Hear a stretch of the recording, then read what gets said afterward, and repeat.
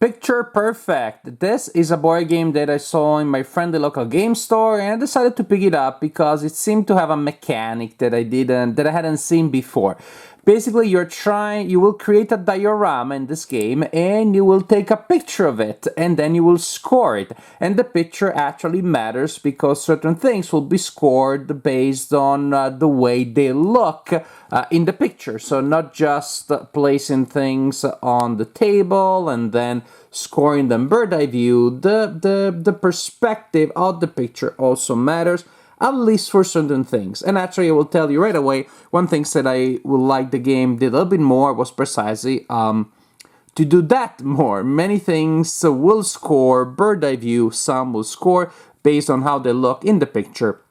And I just wish that maybe almost everything was about the picture. But still, it is a puzzle game, basically, of limited knowledge, in which you will try to place these figures on your personal board. Each player has one of them. There's also a screen to hide your composition, and also that works as the background for your picture. And so you will try to place those figures, again, on that board, following their wishes and desires. Once you go through a number of turns and different kind of interactions in which you will again receive partial information on what these people want, then you go through each character checking how many desires, wishes, preferences of each character you were able to fulfill, and that is how you score. So you're gonna have a deck of preference cards indicating what these people want. Also, the people also include the plants. Yes, the plant has desires, and even the dog. I understand the plant, but even the dog has desires.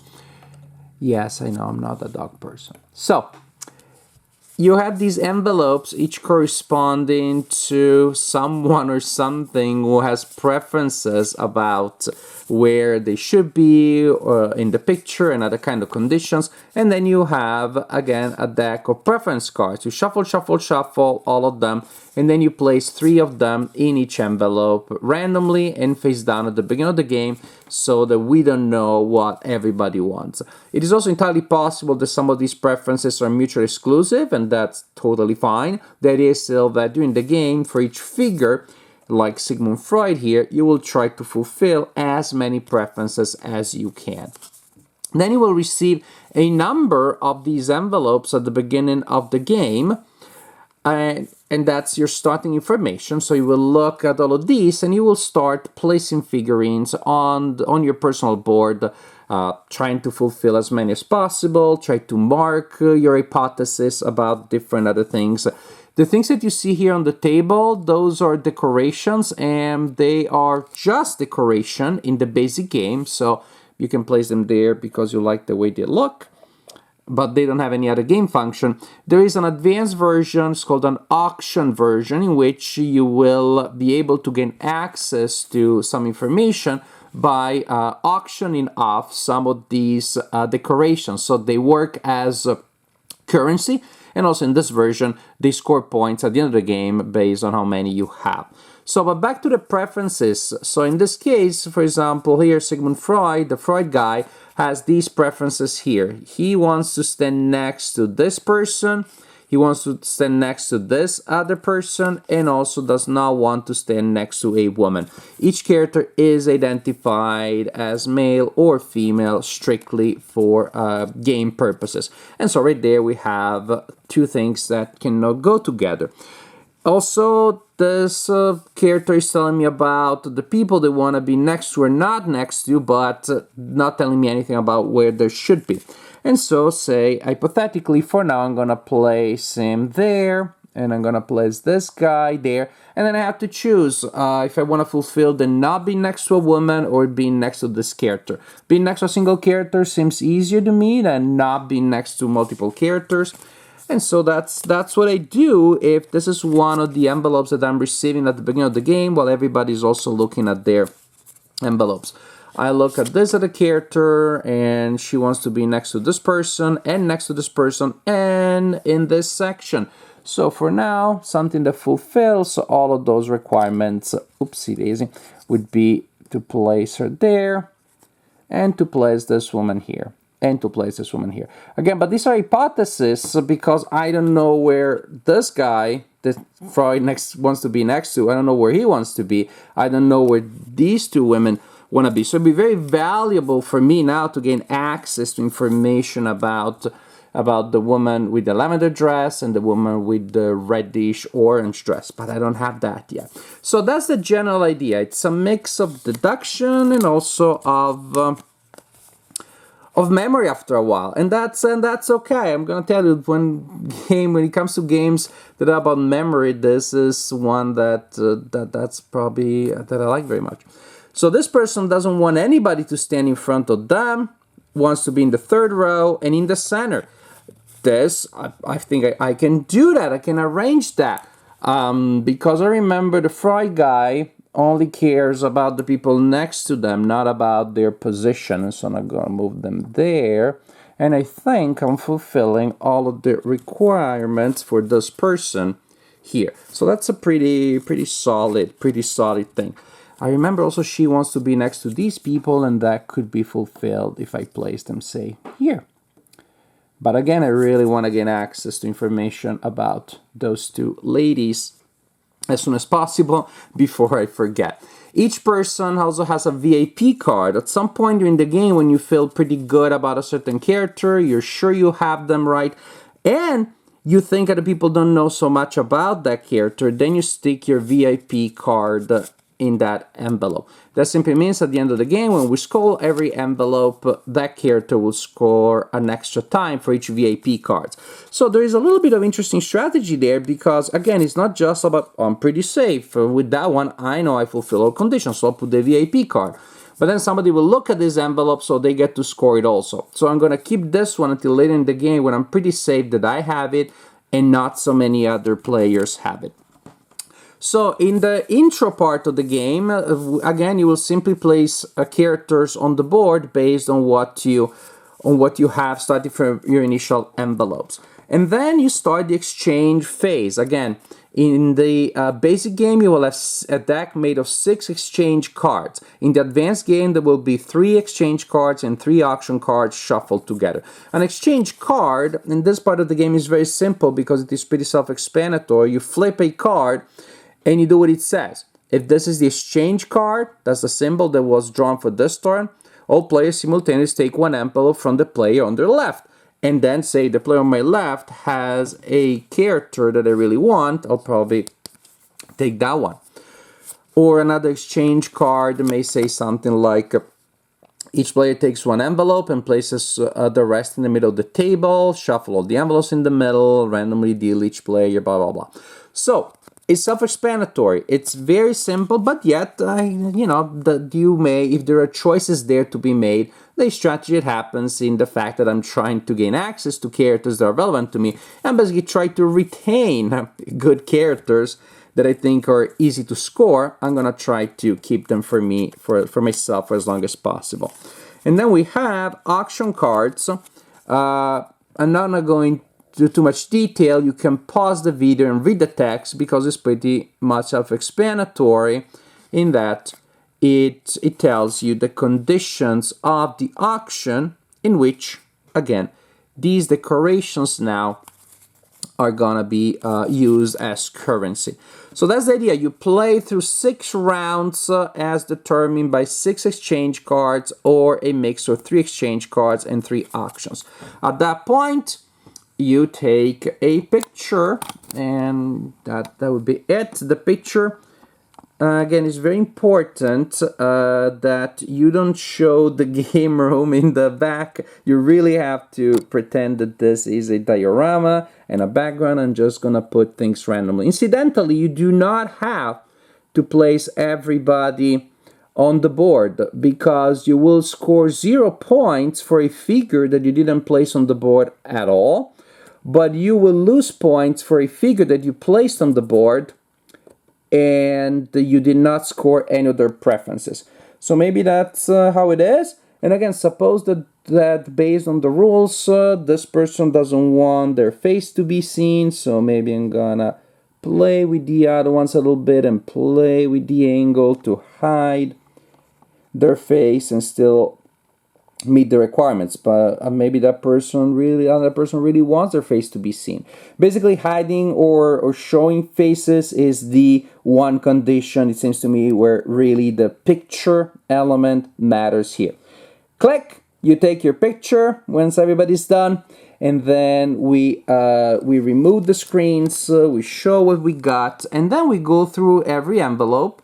And yes, scoring takes a little bit, but it's an exciting process because almost like a race. Because you know that character, I scored 2 points. My opponent scores 1 point. My opponent scores 6. Somebody scores 12. Oh my goodness, 12 because there's a VIP card in there. Basically, here the back of the screen that you place flat becomes both your scoring track. You start with 10 points, so you can lose some, and also a very effective reminder of how it scores. Meaning, each character for which you did not fulfill any preference loses you 3 points. 1 preference, 1 point. 2 preferences, 3 points. 3 preferences, 6 points. Characters not placed on the board, 0 points. Again, see, that's the risk. Every 2 decorations that you own at the end of the game, if you're playing with the auction rules, is worth a point. And that's pretty much it.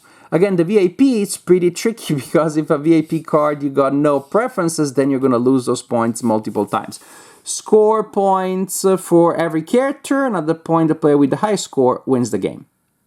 Picture Perfect surprised me pleasantly, very much so. Again, I picked it up kind of sight unseen because I was interested in an interaction between digital elements and physical board-based elements that I hadn't seen yet. And it turned out to be really fun. Reading the rulebook, I was like, that's just a memory game. And definitely the memory element is there. But there are just a couple of other interesting wheels in the design that are turning in there, which are also interesting because they also make the memory element a lot harder. Because now instead of just memorizing lists of facts, I'm thinking about, but what did Bob see? What did I give this envelope to Kira before? Because I'm trying to hide some information, I'm trying to gain access to some information. So there are interesting elements in the interaction there. I'm trying also, especially with the auction rules, which I like very much, then I'm really trying to figure out again, is she gonna, if I bid this much, what she's going to do. And when I'm thinking of all these other things, then I go back and like, darn, I really don't remember where this person wants to stand. I really don't remember if this person cares about their face being seen or not, etc., etc., etc. So there are just a lot of interesting elements there that make the memory element more interesting and more challenging. I just found myself again really enjoying all of the mental processes and the puzzles that emerge from it. There's even a push or luck element because at some point later in the game I gained some information about a character, and now I have to decide if I want to actually implement it.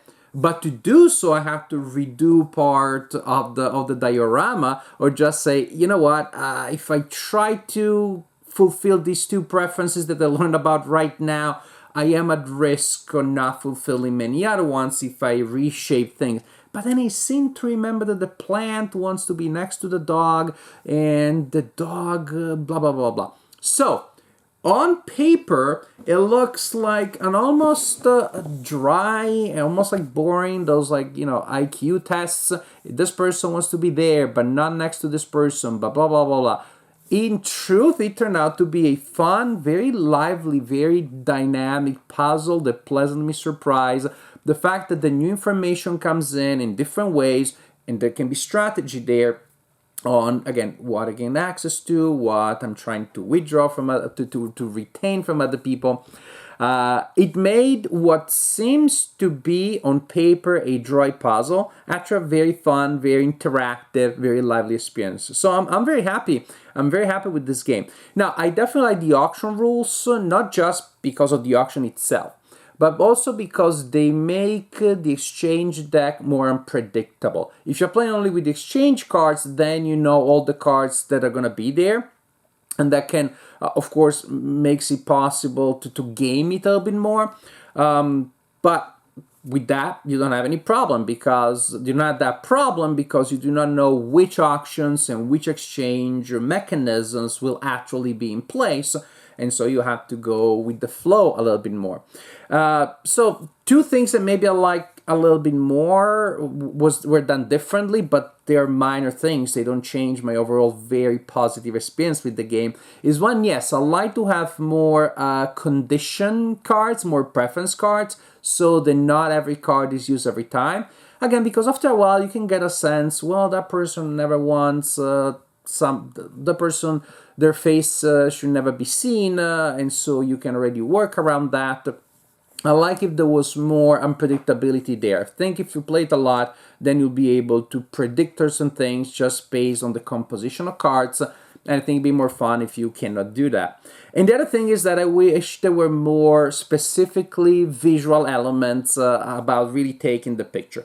That element is there when it comes to whose faces are going to be visible, but not so much about other things. I wish there were more things such as I want to be, for example, the decorations. Actually, that could be interesting. Yeah, I want to be in front of a plate or next to a plate, or I don't want any decoration to be visible in front of me. Those decorations that stand up. Some are flat, some stand up. I don't want any standing decoration in front of me. And then you could play in a certain way. I want someone's hand to look like they're touching me. You know those like weird perspective pictures that you have, like, Tower of Pisa, where people pretend to be holding it. So that it doesn't just have to do on being next to, because a person could be way forward, not next, way forward, and it still looks that way. I just wish that the picture element was used more, but as is, that's good enough, I would say. Maybe those will be expansions, and all you need to do to expand in that sense is to add some preference cards that, well, you have more, so more unpredictability, and more visual specific effects. But as is, this is a really fun, light game. Definitely a fun game.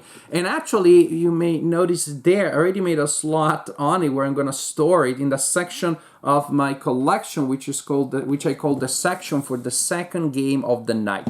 The games that you see here, games that I consider particularly good as the second game of the night. Meaning, the first game maybe is big, is complicated, takes a long time, and then it gets to a time later in the game night when people are more tired, but I still want to play a game.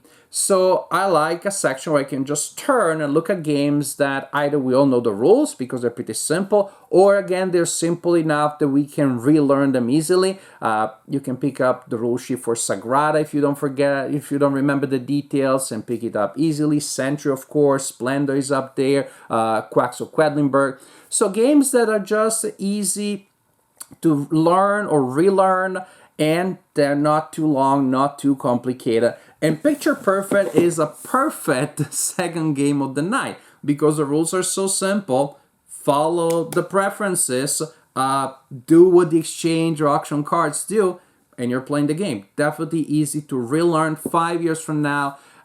If somebody's, hey, why don't we try that one? The second game of the night, we can get it started easily. So it's a perfect second game of the night, but also a very fun, very excellent, well, first game of the night. It is just a really fun, light game.